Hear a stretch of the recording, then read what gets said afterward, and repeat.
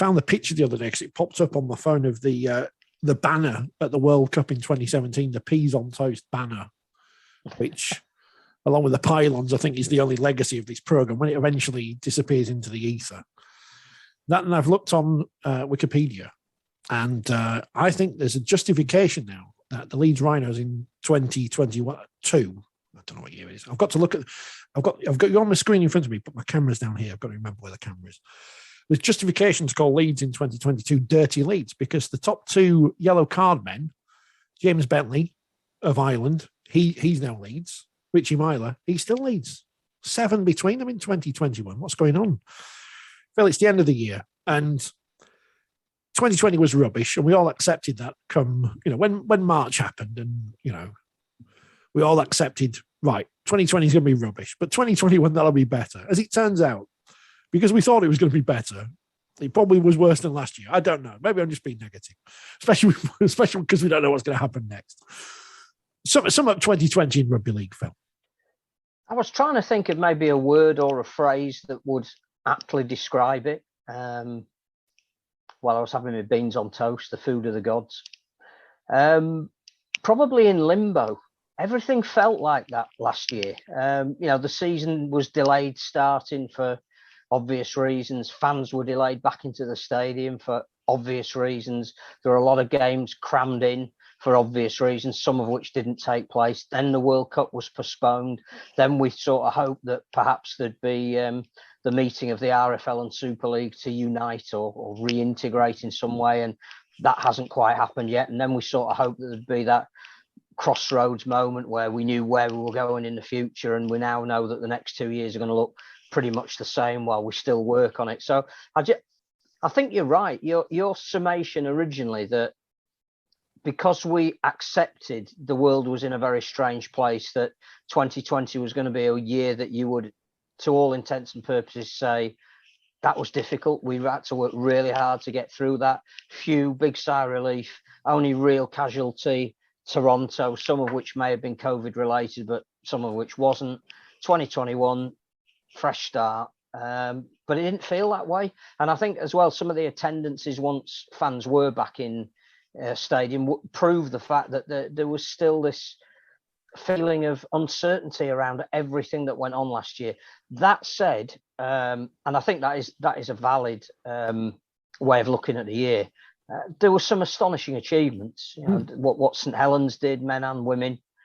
Even got a mention on sports personality.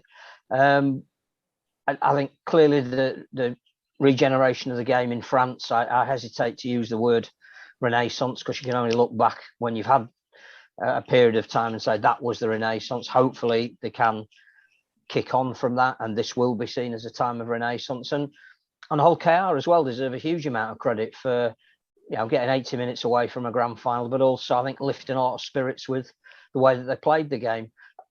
They would be the high spots. But yeah, it was a tough year. It felt like a really long, tiring year as a fan. So I can't imagine what it must have been like for the players. I don't want this to sound negative. I've got no interest in going on Boxing Day. I might have to go because my nephew wants to go. I've not got a ticket yet, so I'm going to have to leave it to the last minute to book one. Only seats, the standing areas have sold out.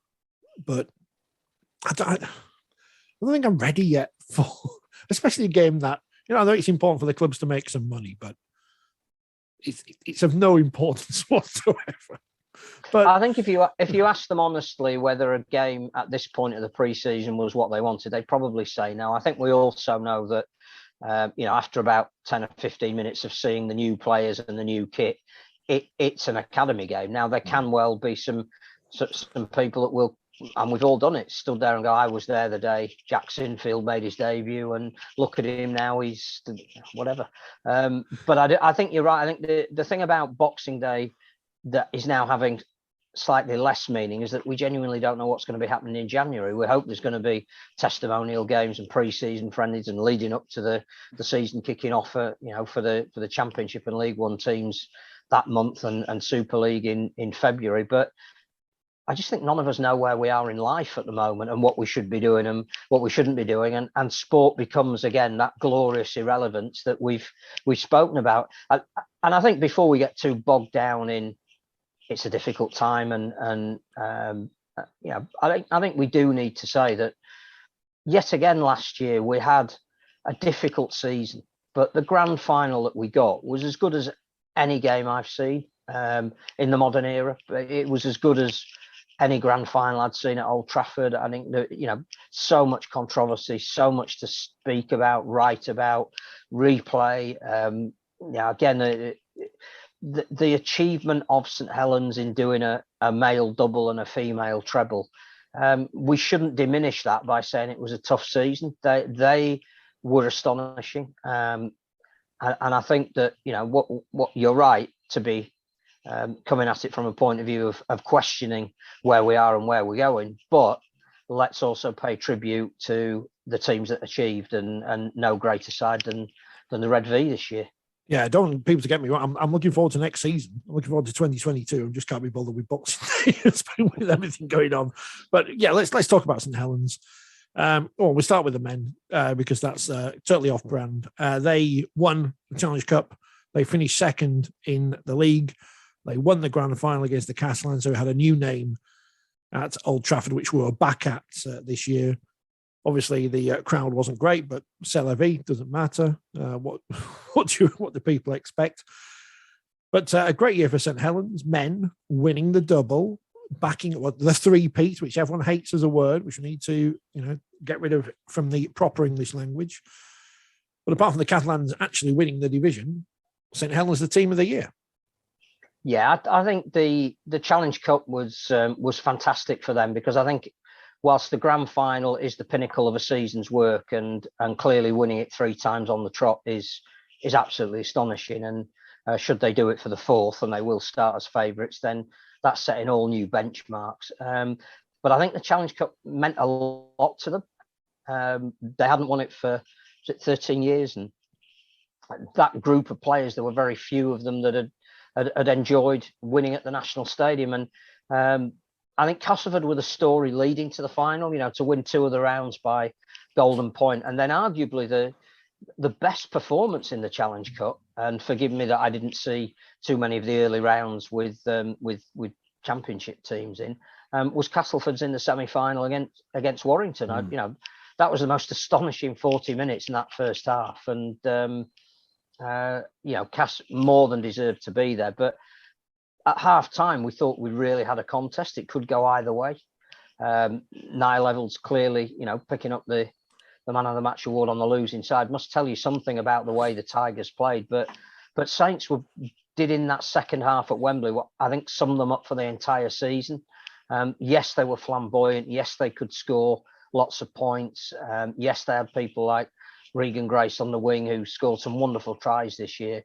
But when they needed to, they've learned under Christian Wolff how to shut a game down, how to freeze out their opposition. And it was a model 40 minutes in the second half to win them the cup. I thought that was as good a performance as they put up in the grand final against St Helens. The grounding of that was in the second half of the Challenge Cup final. And again, being able to talk to a couple of them after the game, and it's been a strange. Nobody will ever have sympathy with people who write about the game, but it hasn't been easy not being able to talk face to face to coaches or players. But to get even a millisecond chatting to somebody like Louis McCarthy Scarsbrook at pitch edge, socially distanced, him already drunk on the 3 bottles of champagne he drunk on the pitch, was fantastic, and it meant a lot to them. And I thought actually that the Challenge Cup this year had a little bit of a reinvigoration. We're at Spurs in 2022. I think there's excitement about the community clubs coming back and starting the second week in January. It's great to see Galway Tribesmen and Edinburgh Eagles and Bridgend Blue Bulls and 2 teams from London all on that road to Wembley. I think it means a lot more when that happens.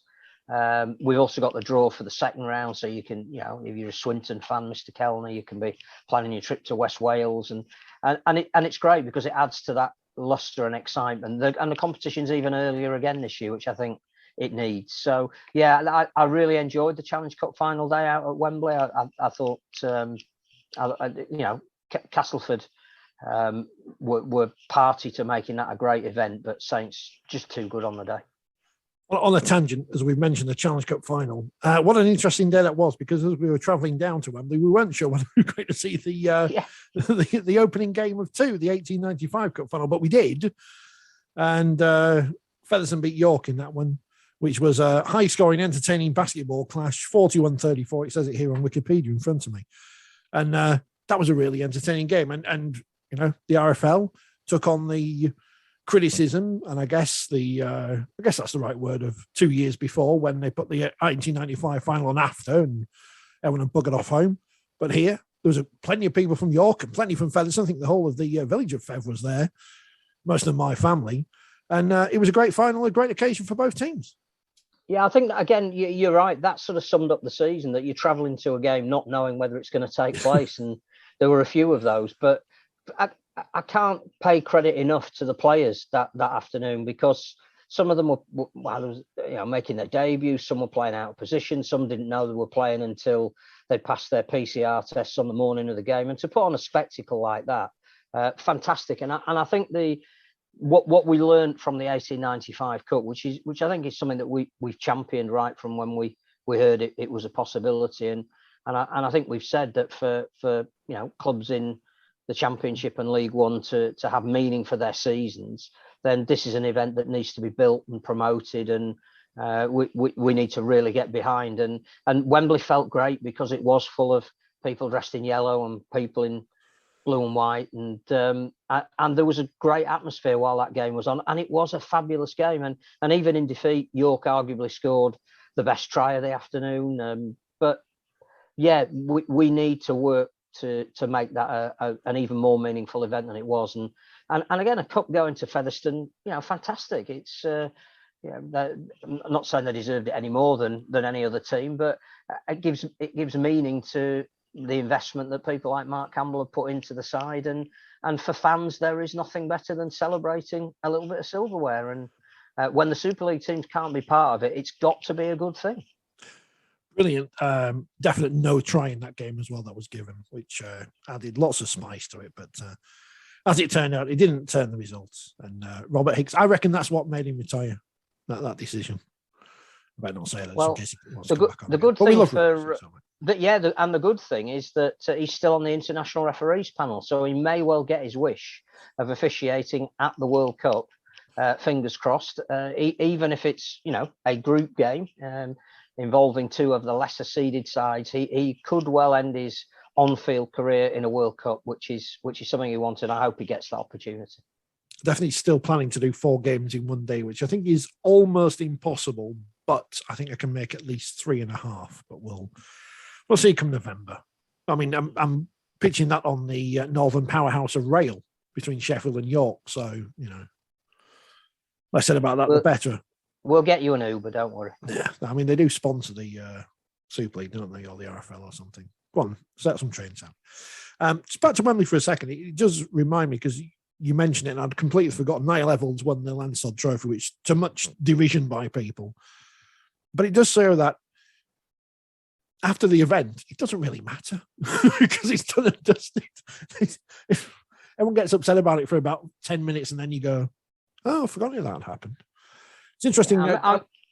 If we want the best player who has the most decisive influence, then clearly you've got to take the vote after the final whistle rather than before. And again, that's not new. And with modern technology, I'm sure we can do that. I know that the BBC like to announce it just before the end of the game, but I'm sure we could work with them on announcing it. Yeah, and even being a surprise to everybody in the stadium when it's announced, and then you vote on your phone. Those who are privileged enough to do so as the final whistle goes, and more often than not, you'll get the right person. But I do think that Evans was fantastic that day. That every time he touched the ball, he created something. It looked like that if Castleford were going to pull anything out of the fire, it was going to be down to him. And over the course of the 80 minutes, I think his influence was astonishing. And as we've said many a time, if you don't get access to the stats, There's certain players in certain positions that are always going to stand out above others because you don't know that somebody's made 700 tackles in the game until afterwards.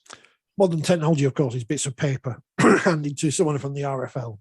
If you don't know how the vote goes at the exciting Challenge Cup final at Wembley, which will be at Spurs next year, which we're all looking forward to because it's become somewhere different to go. There's going to be so many different places to go. And Arsenal next year with the World Cup. Many people won't have been to York yet, which is a nice little venue they'll be able to go to. Hopefully I'll be allowed in because people think I'm anti-York now, which I'm not. We'll talk more about that in a bit. So St Helens won the grand final. He won the Challenge Cup final. Catalan Dragons won the League Leaders' Shield after an amazing finish at the Magic Weekend. We all remember the contrasting emotions of Bernard Gouache and Ken Davey as Catalans were the first team not from England to win some silverware. And there they were, league leaders. Couldn't quite do it in the grand final, but I'm not going to go for the cliche if you lose a final to win one. They lost to the best team in the competition for the last 3 years. But certainly Steve McNamara, who I think history has now decided very unfairly removed from the England job while he was in the middle of doing something. And that didn't seem to work out well. He's certainly doing the business in the south of France. I think, clearly the downside of, the teams that win the grand final is the moment that we still only have the 4. And until that changes, then, there'll always be a feeling that, we're not quite fulfilling our potential as a salary cap sport. It's not supposed to be that way, which again is not to detract from those teams that do not only get to finals, but know how to win them. But I think, again, the Dragons getting there, followed on from Salford getting there, from Castleford getting there. We're starting to see more teams now that are getting to that final night. And what they need is the experience of that and being able to back it up the following year. And I think, particularly you mentioned it on that night in 2017, that might have been Castleford's best chance. I think we knew that with Jackson Hastings in the team, that was probably Salford's best chance. What you'd hope with the Dragons is that, again, looking at the recruitment that they've done this year, looking at the young French players that they've got who are a year older, a year more experienced in that cauldron environment of what it takes to win those kind of matches. If they can get their form at the end of the season to match it during the middle of the season, if they genuinely have now cured their travel issues, and again, we're all saying this with the big asterisk that, things could happen that may change this. Then, I would hope that the Catalans are building something where every year you look at the teams that might actually win the competition and you put them down as the potential of a side that might. Again, it's hard to pick highlights in what we've already identified as been a difficult year, but one of them has to be the atmosphere at the Dragons Stadium, at the Brutus, even though we were all watching it on television, against Hull KR, when the players arrived and the flares were going off and they were being mobbed and they were walking through smoke, and it meant so much to them to have a home semi-final. They did what they needed to do to win that game. They weren't totally convincing, and I think Hull KR had probably expended so much energy beating Warrington the week before, which again must go down as one of the performances of the season.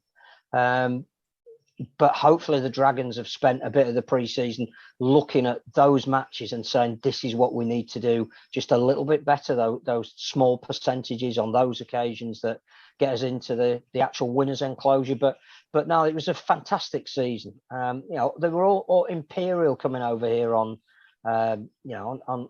chartered flights, and that what had been their Achilles heel virtually since they joined the competition proved to be their great strength. They got a way of doing it that suited them. Won a lot of games on the road, played some good rugby, clearly defence orientated, but with that little bit of French flair as well.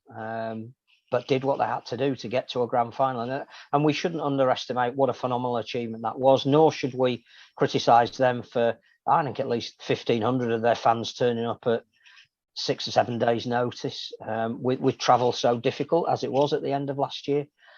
They created a great atmosphere outside Old Trafford, and we were fortunate enough to be standing amongst them when the horns were blazing and the choirs were singing and the French television were interviewing them, and Catalan ole ole ole was ringing out, and they were running into and out of the Manchester United shop with as many bags of souvenirs as they could get, and it was brilliant, and we want more of it, and we'll get a little bit more of that with Toulouse this year. So yeah, hopefully the Dragons can kick on from winning the League Leaders Shield. That's an achievement again that we need to elevate. I know Saints decried it one year and perhaps didn't treat it with respect, which looking back they will now regret. I think Castleford as well were focused on, we need to win the grand final, and not, it's the first time in the club's history that we've finished top of the league. We need to make a little bit more of that. So yeah, I think there's genuine hope that the Dragons will be a lingering force and had a great year. We asked on Twitter earlier, highlights of the year. Phil says, after 30 years of marriage, finally persuaded his wife to go through a game, the grand final. She loved it. Already planning to go some matches next season. It's all downhill from here, Phil. And he also enjoyed Jake Mamo's post-match interviews with Jenna Brooks. I'm not sure Jenna Brooks enjoyed them as much as you, Phil, but I think we all did throughout the year. Tides of History was on the show earlier in the season. Says the man of still walls won't be forgotten in a hurry, with a picture of Brian Carney looking down his camera, much like I am now, in the a tribute to Steve-O almost. Matt Newsom, never heard of him. No, he's one of the best, is Matt. Nice man. Oh, they're all nice people. I mean, I don't think I've ever spoken to Matt properly, apart from going hello in a press box, but he's tweeted us, so he's all right. And hopefully get some work next year. First game back with crowds I got to was Cass versus Hull KR. Just a ripple of applause that greeted the players coming out just to warm up was a spine-tingling moment. And Alex Walmsley winning a mock against Leeds. It was like easy mode on a computer game. One man, 20-minute rampage. You were at that first game back, weren't you? And I was. That was emotional times for everyone just to get back to some kind of normal, which it might be again next year as well. Matt's absolutely right. You know, the warm-up was one of those spine-tingling moments. It actually didn't matter who was going to win that game. It didn't matter how the season panned out from that result. Just being back amongst people, being allowed to release your emotions when the team that carries your colours ran out. And to be fair, Hull KR got as big a cheer as Castleford did, even though it was their home game. To be able to boo the ref in the right light-hearted way just because you could be back and do that, and it was fantastic. And again, nobody really knew what they could or should be doing, you know, how close to each other they should be sitting, but just to see, you know, families there together, young kids with their dad and grandparents with their granddaughters, it suddenly redefined why sport is important. And we all talk a lot about results being important, but actually it is community, it's being together. And I think for a minute there as well, we all realized perhaps what had been lost as well. So as well as it was elation, it was poignant. And yeah, it's a night I'll never forget. In what was effectively a meaningless match, it was arguably one of the most important of the entire year. And Matt's absolutely right about that. I only saw one men's Super League game live in person. That was Wakefield Huddersfield, which must have been just after everything started up again. And I paid to go in, which is obviously something I haven't done for a while. And the first time I've been back at Bellevue, well, not since I was employed there, because I've been through a couple of women's games when it was behind closed doors, but first game with people around, it was a strange experience. I'm still not quite sure how I feel about everything at the moment, but there's a million things regarding that. I look at the league table. We've talked about Saints and Catalans. Probably at the start of the season, we'd have predicted Hull KR to be down at the bottom end. Obviously, they exceeded expectations in every way. And as you mentioned, that performance at Warrington in the playoffs is going to go down as one of those legendary ones in the history of Super League, which I know is not the history of rugby league as a whole. But I look at some of the other clubs, Warrington, I mean, they finished third, but didn't make it to the grand final again, didn't get to the Challenge Cup final. Wigan, obviously disappointing, get rid of their coach, bring back Sean Wayne after making a big pantomime of getting rid of him in the first place. I know he's not the coach, but he's there in some kind of senior role. Leeds are obviously building with more young players coming through. Also got rid of a halfback, signed another couple of players. They're going to be interesting next year. Cass, who are completely different now because they've got a new coach and a new style, new Cass era hashtag. Hull, who always flattered to deceive, and now they've made their big signing. Huddersfield, who you're never quite sure what they are. Wakefield, who will be where we are because we just are. Salford, who I'm not quite sure of. And Toulouse, who no one knows about. They haven't even got a kit yet. It's going to be an interesting year for everyone in Super League because there's so many different things at play, so many coaching changes, so many changes of personnel. I still worry about Hull, but I don't know. Who is going to chase down Catalans and St Helens? Will it be Wigan? Will it be the new Warrington under Darryl Powell? I don't know. I think, again, it's probably too early to say. And even pre-season in the early days of those friendly games won't give us too much of a guide. No side's going to be giving too much away or risking too much in the cold of January.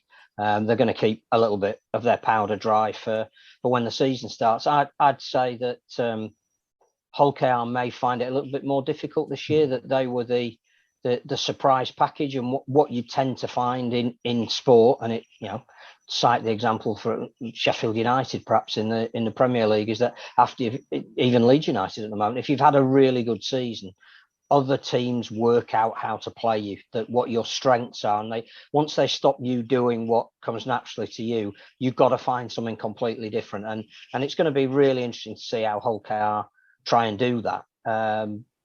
I think, again, the bookies have got them nearer the bottom of the league than the top of the league for next year. So that'll be interesting how they respond to that challenge. I think Warrington will be really interesting, that no matter how you dress up the end of Steve Price's reign, it was terribly disappointing. To be nilled at home in a playoff game against a team ranked below you on the back of a really poor performance in the Challenge Cup semi-final, even allowing for the brilliance of their opposition on that day. I think there'll be a real sense of disappointment, but Darryl Powell is the great hope, and the way that he plays and what he gets out of players is what will be exciting Warrington fans more than who's donning the shirt at the moment. It'd be really interesting to see. I suspect they're going to start the season absolutely flying.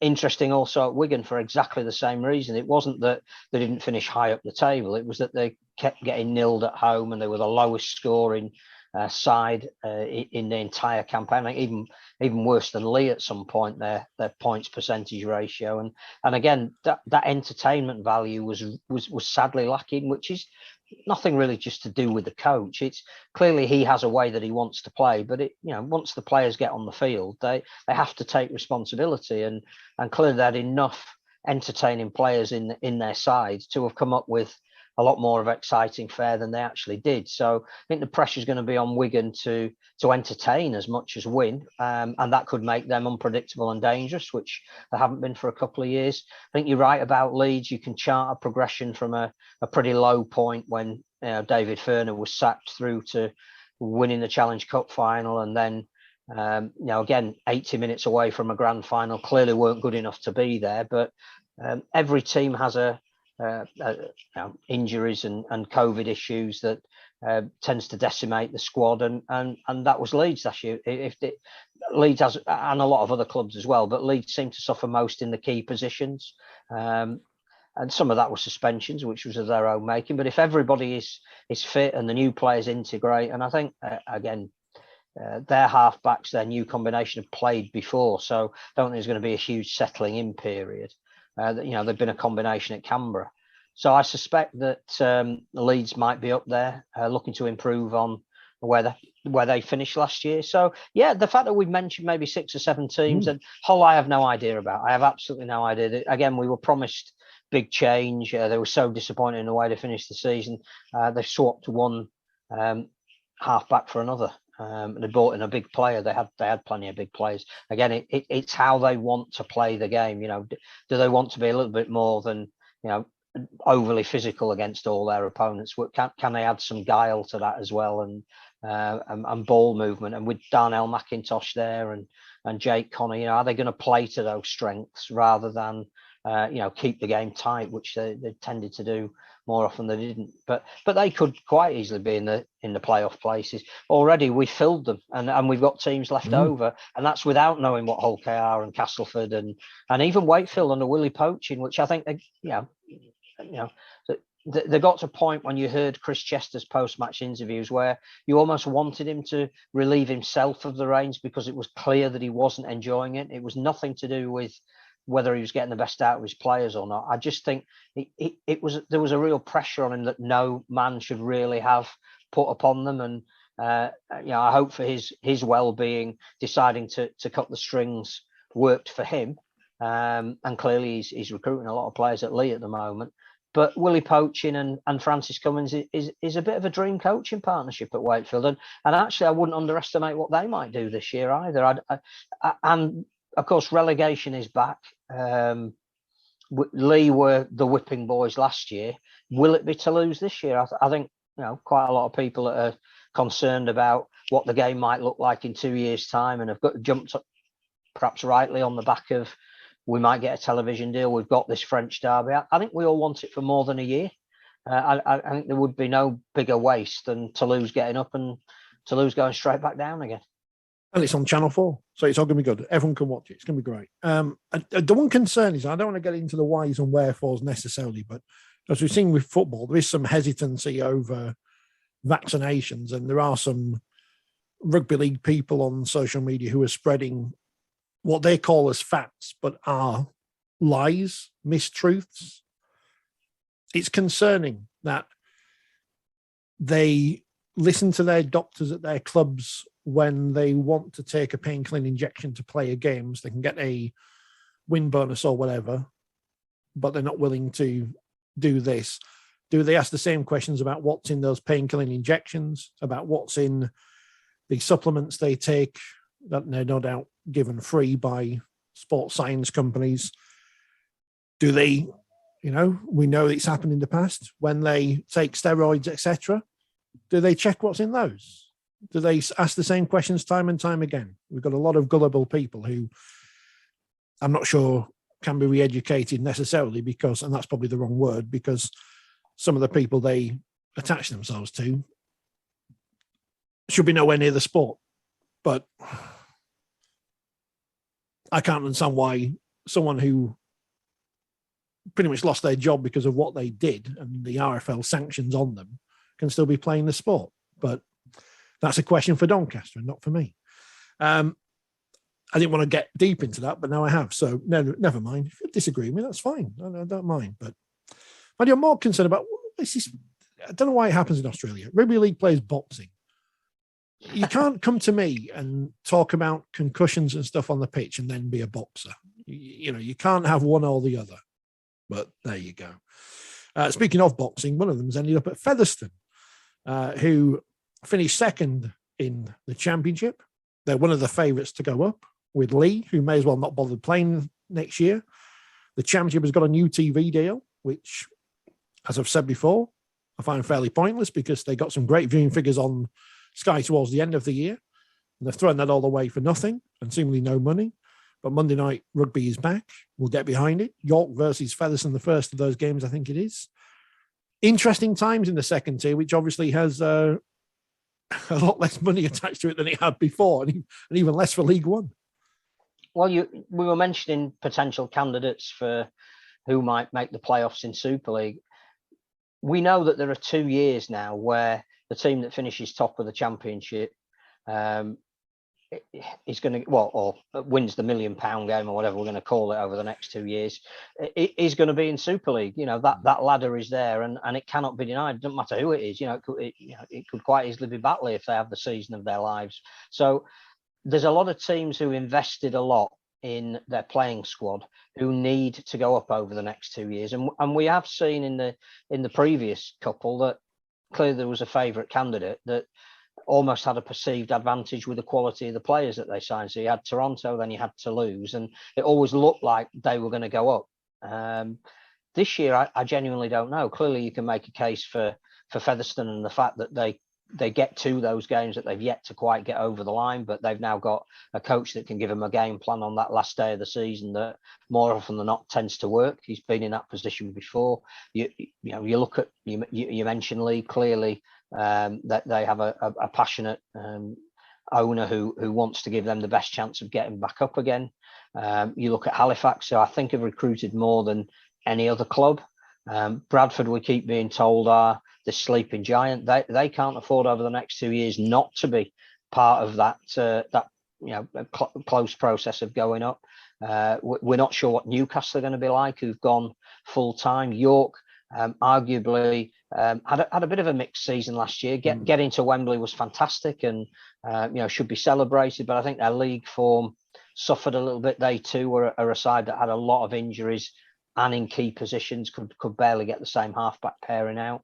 Again, you've got 6 teams there, all of whom you could make a very good case for actually, perhaps being the team that get promoted. So it will be a very interesting. It's a good year for Premier to have it, because I think with the right choice of fixtures, then there's a narrative there, and I think as a broadcaster that's what you want. I also think that there are other teams in that division like Batley and Dewsbury who on their day can be the real disruptors. If you don't take teams like that seriously and you don't prepare properly when you play them, they will turn you over. Going to Cumbria in the early part of the season is not going to be easy, and sometimes you're going to have to do that 3 times. So it's going to be a good year in the Championship this year, albeit, as you say, with less money. But you just feel like there's an egg timer there, and the sand is running out, and it's who can get through that little gap into the Super League and perhaps stay there before. I think everything is going to change come 2024, because it needs to for another TV deal. But there is a stay of execution. We're staying as we are for the format for the next 2 seasons. The winner of the £1 million game will be in Super League, and there will be some people desperately trying to be there. It's reminiscent of when Castleford and Widnes were both in there. Was it 2006, 2007? One of those. Both gambled, both got to the grand final. One of them won and one of them lost, and obviously had issues from there. Hopefully there's no financial issues from whoever doesn't go up this time, but it's a difficult league to get out of. And we've got new homes, of course. London moving to Wimbledon. They've got their new Wimbledon-inspired kits, despite being formed in Fulham. And Sheffield Eagles, hopefully, eventually, will head back to the city, because they desperately need to, and not be refugees everywhere around the South and West Yorkshire as they are at the moment. But interesting division, as you say. It's going to be fascinating. Halifax doing the opposite of Wakefield's recruitment of signing players from the bottom end of the Super League. They've signed all the players in the bottom end of the Super League to be in the Championship. See how that goes for them. Oldham and Swinton relegated. Oldham moving back to Oldham in League One, which is an always interesting division. New names there. Midlands, who we spoke about a couple of weeks ago with Alan Robinson, which is going to be fascinating to see how that all comes about. The Summer Bash is back next year, of course, in that very summery location of Leeds. We do occasionally get sun in Leeds. Yeah, I've seen it. It's just not particularly.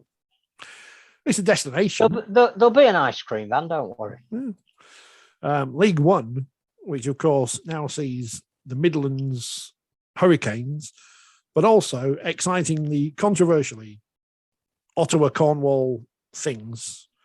Read the interview with Neil Kelly done by our friends at Rugby League News Hub, or whatever they're called on Patreon, Steve and John and Ross. Just sent a speculative email to Eric Perez. Dear Eric, do you have a coach? Love, Neil. And he said, no, do you want to be the coach? Love, Eric. And that's how it worked. So I had to move from Wakefield to Cornwall. Why would you want to leave Wakefield? We've got a museum and everything here. But nice. But not a rugby league museum. No. And no players in Cornwall. So, no. They've got 2. They've got Anthony Mullally and a native from Gloucestershire. Yeah. So we'll see what happens. You can't predict what's going to happen in League One, because it's almost impossible to do. I mean, North Wales up there last year, Keith Lee, always with big ideas. Andrew Henderson in there now. Doncaster, as we mentioned. You know, they're there and thereabouts. Hunslet, where we may be in January at some points, depending on the things. If allowed. Asterisk. Yeah. Scholars starting again. West Wales definitely starting again. It's a competition that continues to survive somehow. Well, again, they know for the next 2 years there is some funding. It isn't much. It certainly isn't what they've had in previous years. But I think they'll be under the realistic idea that may run out in 2 years' time. That unless there is significant investment in the sport that trickles down all the levels, then clearly there is going to be a focus on Super League and the Championship, and 210s or the derivation of it, whatever it might be, in the next format that is thought of by the Strategic Review Group or in concert with the RFL, whoever is given the responsibility to do that. There comes a point where return on investment in League One will probably mean we don't give you any money. And the top teams in that division gravitate to the Championship, and the lower ranked teams become super community clubs. So they know the writing's on the wall. And again, that's going to lead to a huge amount of jockeying for position, trying to sign the right players, hoping to put a run of games together. So there is the potential for it to be fascinating by the status quo remaining as it is. I think there are quite a few of us that are a little bit concerned about what the future may look like and why we haven't got to the point of knowing what that is already, and who is discussing that and how it's going to work. And that may well be partly to do with external finance coming in who also want to say on that. It may also be to do with, let's see what Channel 4 do with the image of the sport, and they may not have some direct input in the structure of the game, but actually may make some suggestions that say, look, if you want a serious amount of investment from us handing it on to somebody else, or even ourselves, if we have that level of money, then what we'd like is X, Y, or Z, and all that's got to play out. So I think for the next 2 years, all three divisions have got as much to play for as they ever have. So get along and watch your team, because I don't think you'll be disappointed.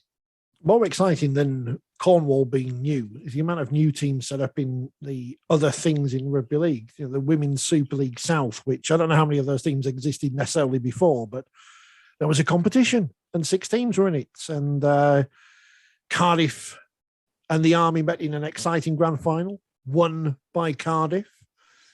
In the last minute. So that was exciting. Leeds Rhinos won everything in the wheelchair game, much to the chagrin of everyone who doesn't like Leeds, but they're quite good. And now Wigan have got a team, even though it's just Leyland with a different badge. Lots of other teams have set up teams, which is good. There's a million women's teams being set up. I don't know where all the players are coming from, but that's an issue for teams to fill up. I don't know where the teams are going to be filled up in the Super League, let alone below the Women's Super League, but again, we'll talk about it in a minute. The wheelchair game, and it was my first time going to a game, was that England versus Wales match at Sheffield. Was that in May? I can't remember. It wasn't in May, June time. It was a great experience. It was a great presentation of a product. Yes, the match was a blowout scoreline in the end, I guess, for England, but you didn't feel like you didn't see an international, and there was some great skill, and it was exciting, and people have seen it for the first time on the telly. They got the expert commentary. Then we had the grand final, the Challenge Cup final on telly as well, the internationals at the end of the year on the BBC. What a great year it was for wheelchair rugby league, not just in terms of on the field, but in terms of exposure. And that was the most important thing about the sports personality thing, which I didn't watch, apart from the clip. And it's lazy. It's what it is. I'll write more about it in the magazine. But the fact that there was exposure for not just the men, which is important in growing the game as a whole. Yeah, I think there's more potential at the moment for investors, for participants in anything other than the men's running game. Clearly, that is going to be the one that generates the most amount of income. But to be able to add on to that, we can offer you, Women's Super League, a standard that will lead into international games at the end of the year with the World Cup. Fantastic. The personalities that we're getting to know in the PDRL, LDRL wheelchair game. The touch game now has had a boost and an influx of resource, which is great. All of this, I think, adds to the fact that if you're going to call yourself all inclusive, then that you need to offer the sport to everyone. But the format for me that worked better than any other this year was the wheelchair, because I think we said it when we'd watched the grand final, that after about 5 minutes, you actually, and I know it sounds stupid and people may well say you're deranged, and it wouldn't be the first time and it wouldn't be far off the truth, but actually you forget you're watching people in wheelchairs playing rugby league. You are watching rugby league. You're counting the tackles. You're trying to work out, are they going to kick early? Where would they place the ball on the line? Who's going to run through? And the skill level involved, which you appreciate even more by being at a game. Not least the transfer of a tag from your lap to your shoulder, which you can watch it on the telly, but see it done at speed live. That dexterity with wheeling your wheelchair and trying to pass the ball as well, it is just astonishing. So I think that it was a massive year for wheelchair rugby league, and again, everybody I think we've come across who plays the game, administers the game. When we say we need people that have got the sport at heart, they have. Clearly they want their teams to win, but the ultimate aim is for the national team to become the world champions, and everybody seems to be working to that, which is great. They've got a plan for expansion which they think they can achieve, and I think they can work with foundations like is happening at Sheffield at the moment, whose wheelchair team that have just started having huge numbers at training is because it's being done through their foundation and not the club itself. I think you add that to what is happening in the women's game, and clearly you've hinted at some of the issues it's going to have, that as you grow there are going to be teething problems, and now we've seen Holly Dodd move over from Castleford to York, and whilst we acknowledge and appreciate the team that York are going to have, and say, well, maybe St Helens and Leeds won't have it all their own way in the women's game this year, you then start having concerns about, well, who actually is going to be turning out for Castleford, and where are the young York ladies who've helped build the club, where are they going to play next year? So I still think there is massive potential in the women's game, and the danger would be to rush it too quickly and spoil what we've got. But clearly that part of the sport, as in everything that isn't the men's running game, is looking pretty healthy at the moment and investable, which is more important than anything. Yeah, looking forward to seeing some more wheelchair games in person in 2022. And certainly the World Cup, as mentioned, I think it's the 11th of November next year. There are 2 games in Sheffield in the wheelchair competition, and then 2 women's games in the afternoon/evening at York, including Australia and New Zealand. And I think you can just about do 3.5 games going from Sheffield to York. So I'm looking forward to that. I'll drive you. I'll risk the 3 points on the last. I'm joking. I'm a very careful driver. Ish. So I'll just tweet you a good lad and everyone will be all right with it. But the World Cup's going to be exciting. And we were angry when it was called off, but everyone's positive there.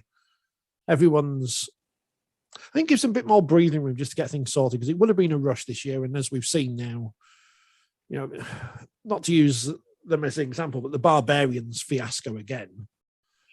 2 years in a row that's happened, isn't it? Or 2-3 years in a row the Barbarians have faffed around, with COVID protocols, and the BBC still treat them as if they're important.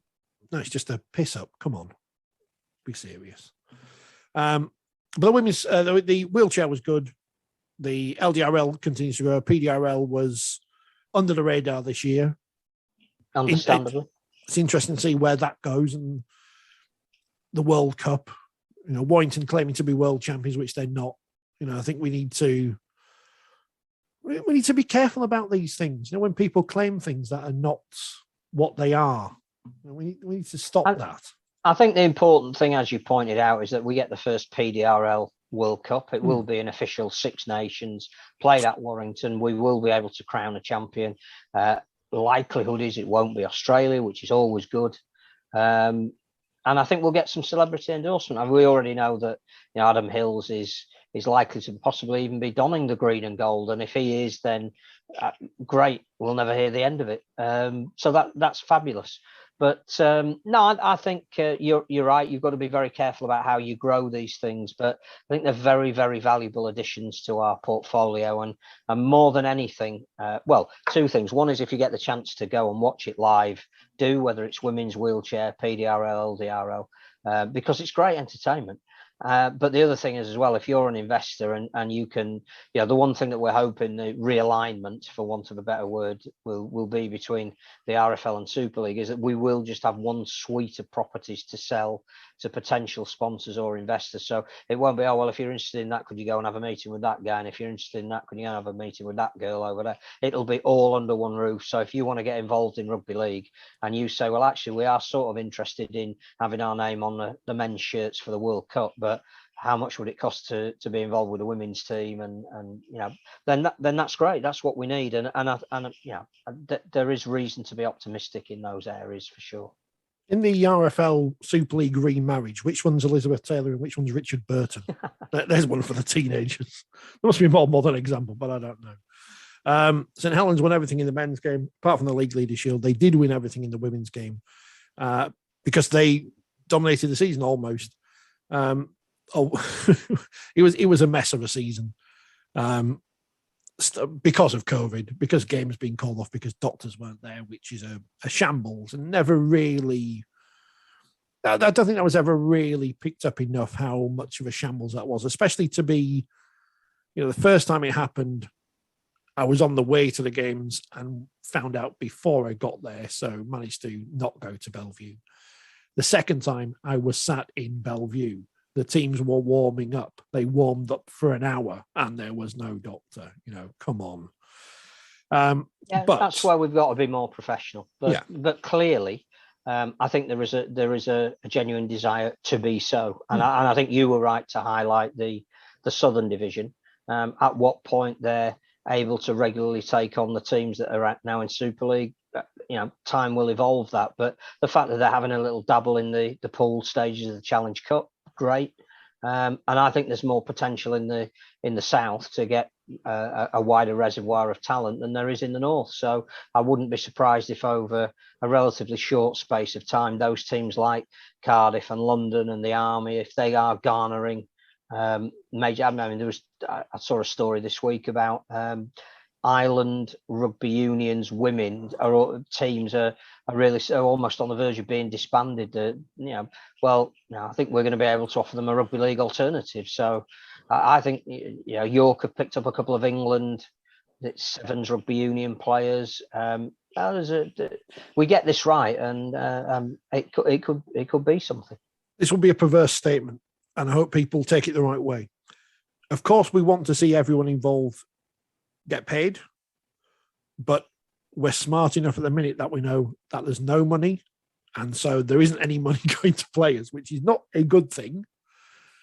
But for the development of the sport and for it to grow, it is, because we're not bankrupting anyone at the minute. If you turn it into an arms race, which women's football has become, Man City didn't exist a few years ago. Now they're, in the European Cup and everything or whatever. Got to grow organically. I still stand by we've grown too fast, and I think we still are growing too fast. But the positive from this season is Wakefield didn't win a game, but we didn't have the highest defeat of the season. So that's got to be a positive. That's got to be a positive. As long as the players enjoy it and don't get put off by the structures, then it'll build. We welcome Barrow and Lee Miners into the competition next year. They'll be in the Super League 2 as opposed to Super League 1. Poor Castleford. I don't know how they're going to go in that competition. There's definitely for my mind, it's still going to be Saints and Leeds, then York, and then Wigan, Cass and Huddersfield in some kind of combination. You may even put Huddersfield above Wigan and Castleford. I don't know, but let's talk about St Helens before we get on to York. No, let's talk about York first, because we'll end with St Helens being great. It's not meant to be a criticism of York. They have done nothing wrong. But pretty much all they've done, they've gone from the bottom of the table to the top end by taking the players from another team who were at the top end, who are now going to end up at the bottom end. So they've not really strengthened anything. in terms of the competition, but they've weakened one of the clubs already in it. Now, yes, I understand they brought in players from elsewhere and these rugby union players and whatever. So I'm not having to go at York, but it's not the fairy tale that some want us to believe it is. And we were sold before the Challenge Cup final, because when they started their Challenge Cup journey, they only narrowly beat Wakefield, I think, very late on in that game with their original squad. So let's not pretend that York got to the Challenge Cup final based on the team who were bottom of the league at the start of the season. Again, that's not to criticise York. I have to be careful.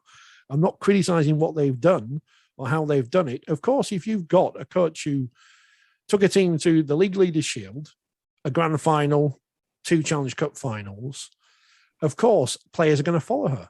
Of course, that's going to happen. They want to play with their mates as well. Of course, that's why a lot of people have left Castleford to go to York.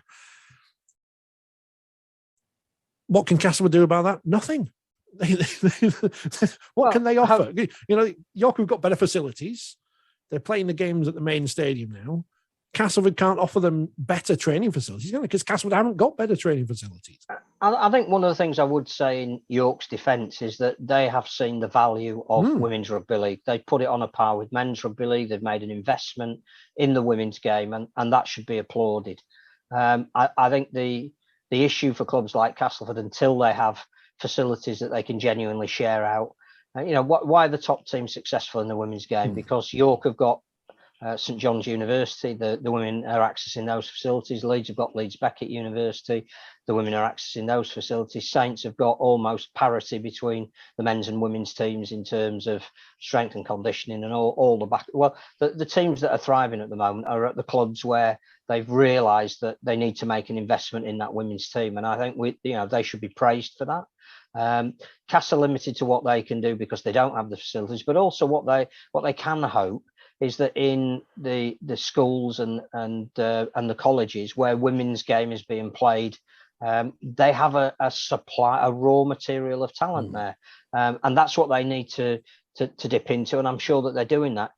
York are doing it the other way. They're doing the Melbourne Storm model of sign the best players you can, and then hopefully other young girls will start playing the game in the city and it becomes self-generating. So yeah, I think you're right. It's not the clubs, it's the regulations. If there are no transfer rules, then why should anybody be stopped from moving from one club to the other? If they're not getting paid or they're getting a contribution to their expenses, then clearly the onus is on them to make that decision to do all the travel. And we saw that with St Helens. Amy Hardcastle made the decision of virtually travelling across the Pennines to play for them. It was exactly the right decision for her at this stage of her career to be doing. So I think you're right. There are clearly going to be teething problems if you expand and you haven't got quite the base of talent there to service everybody. But I'm still optimistic that the women's game offers us the greatest possibility of finding new spectators and new investors. I still don't understand how Amy Hardcastle wasn't on the Woman of Steel shortlist. Can't understand that at all. It's no surprise to me that the top 4 teams in the playoffs, and I know Castleford obviously have dropped back now, but the top 4 teams, as you say, Saints, Leeds and York have the best facilities available to their players. And also Saints, Leeds, York, Castleford. And we know the, Tom at Castle, it's different, but Saints, Leeds and York, when I ask, can we get someone on to talk about semi-finals, finals? Yeah, who do you want? And that's part of the battle. I've left Wakefield out of there because obviously I've got the relationship with the club as well, but ask and you get a reply. Get a reply. It's nice just for someone to reply. But, the teams that take it seriously, the teams at the top of the table. Good luck to York next season. They've got a lot to live up to now. They're going to have a target on their back. Leeds have made, I think, the best signing out of the players from Castleford in Georgia Roach. And Emma Lumley's going to add some grunt to their pack. Huddersfield have pulled off that coup with Shona Hoyle. That's a big signing for them. And Saints are Saints. And they were superb. And I look at this league table in front of me now. In the playoff series, in 4 games, they conceded 6 points. That was the basis ridiculous. That's ridiculous. Yeah, no. Yeah. At any level, that is astonishing. And they deserve enormous credit. And again, I think the the one thing we took out of being able to interview some of them, being able to see them on, even summarising on men's games, whatever it might have been. I think they've got a group of players that are a credit to the sport as well. Not only can they play it, play at a very high level, and I've got a huge commitment to one another and put in a lot of work. Even during lockdown, they made a pledge to each other that they were not going to suffer heartbreak again in finals, and it showed. They were untouchable. The 1982 Australians who came over taught us that the rugby league we thought we were playing wasn't the way it was played anymore. I think the Saints women have elevated women's rugby league this year to another level, and clearly you can't compare them with Australia, where the women get paid and their season is shorter and more intense, and they've got state of origin. They've got a natural rival in New Zealand that are not far off in terms of standard either, which always helps. But so the way some of the women played this year, and it would be invidious to pick out any particular one of them, but every time I watched Carrie Roberts, I thought she was one of the best players I saw last year, never mind whether it was men or women. Just as a centre was everything you would want. Powerful, brilliant on defence, but superb for the winger outsider as well.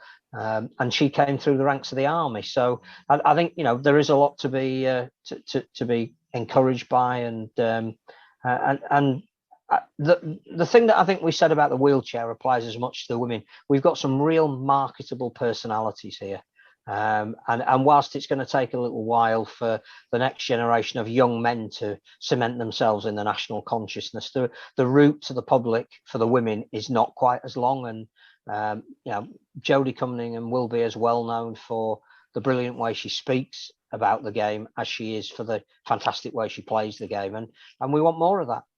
Had they not won that semi-final at York against Leeds, I'm not sure how the season would have gone, but they did, and that was it from there. They knew they could beat Leeds in a big game, and they did, and went on to win everything. Grand final, they nilled Leeds on home soil. I know Leeds don't play it Headingley, but doesn't matter. 28-0. He was a good end to the season. They were fantastic. And it was great that they did get recognition at Sports Personality as a potential team of the year, and long may that continue. So that was 2021. Congratulations, Netherlands. They won Euro D, which we drew. So that was good as well. Looking for a new coach. And yes, still on the World Cup qualification in 2025. So on the road for that. If you want to coach the Netherlands, you could well be in a World Cup qualifier, one of your early games. I think there's some Women's Super League jobs up as well. No World Club Challenge appears next year. Well, that's not a surprise, regardless. Again, I think there wasn't last year, and nobody batted an eyelid. We're worrying about how we're going to get to and from France. So to get a team to Australia and back at the moment, whilst I feel really for the Saints players who would have loved that experience, and I'm sure if they'd have been told there's a slot in the calendar that you can fly to Australia, they would have done if asked to do so. You can understand logistically why that isn't going ahead next year. If it wasn't for the timing of the World Cup, I standing by the theory that a Jodie Cunningham or someone of her ilk is more likely to end up on Strictly or Celebrity MasterChef or any of these things than a man at the minute, just because that's the way sport in this country is going. We saw that. If you haven't seen that, there's nothing we can say, whether you like it or not, when it's shoved down your throat. It's happening. There's nothing you can do about it. I've not watched the Winfield Hill thing yet, but she's another one of those great people. And I go back to 2020, at the start of the year before everything, at the season launch at Huddersfield for the season that never happened. And she was there right to the end, Courtney Winfield Hill, speaking to anyone who wanted to speak to her. And I remember, was it a couple of weeks before the Super League launch? I think it was before the Championship, wasn't it? The champion club buggered off early from that one and didn't speak to everyone who wanted to speak to them. So some people get it. I know it's not the most important, they've got other things better to do than speak to you or I, but some people understand some people get the other game. My good lady's got better things to do than speak to me. So yeah. I would understand that. I think that's the year, and I think we're looking forward to next year. again, with trepidation, with a little bit of worry, but just remind me, because this has come through the person who pointed it out to me. Of all the people, everything's rubbish, but, there's Rob Burrow, got a thing through the post, and Kevin Sinfield. I know he's not part of us anymore. Well, you say that. Oh, he's part of us, isn't he? Yeah, he's got a new thing. Well, apart from the fact that he's got a trustee at Rugby League Cares now, I thought it was great when Gary Lineker, when mentioning his latest effort for Rob, said, "And still with Rugby League," which, of course, he isn't. Brilliant. We'll take it. Well worth the money, Lineker. We'll take it. We'll take his knighthood as Rugby League. I think you're right that we're right to look forward to 2022 because of what 2020 and 2021 was, but also I genuinely think we will get a World Cup at the end of this year, and that is going to be a significant boost for the sport, something we need to build up and look forward to and work towards. And unless the pandemic intervenes again, I think there's a real willingness from Australia and New Zealand to come and make it something a little bit special. So we should build that up, look forward to it. I think the only other thing I'd want to say is that the people that have stood by the various platforms that carry the words 40 and 20 can't thank you enough, whether it be this podcast, the live ones that we've done, the going on the road, whether it be the magazine, or people just sending us lovely messages about some of the things that we're trying to do to help promote the sport. I genuinely can't thank you enough.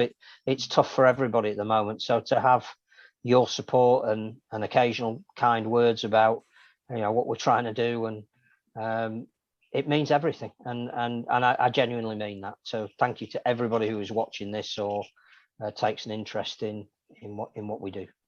Obviously, that goes for me as well. And I know Mark's not been part of the program this year. He's got very good reasons not to be part of it, which I'm not going to go into. But he appreciates your support when he's on the telly, and fingers crossed he's on it more. He's on the darts. He's at the darts. I'd love to be at the darts. He's going places, the lad. He's a getting down at the darts. Talk about people chucking hours at a board. He got the 9 darter, didn't he? He did.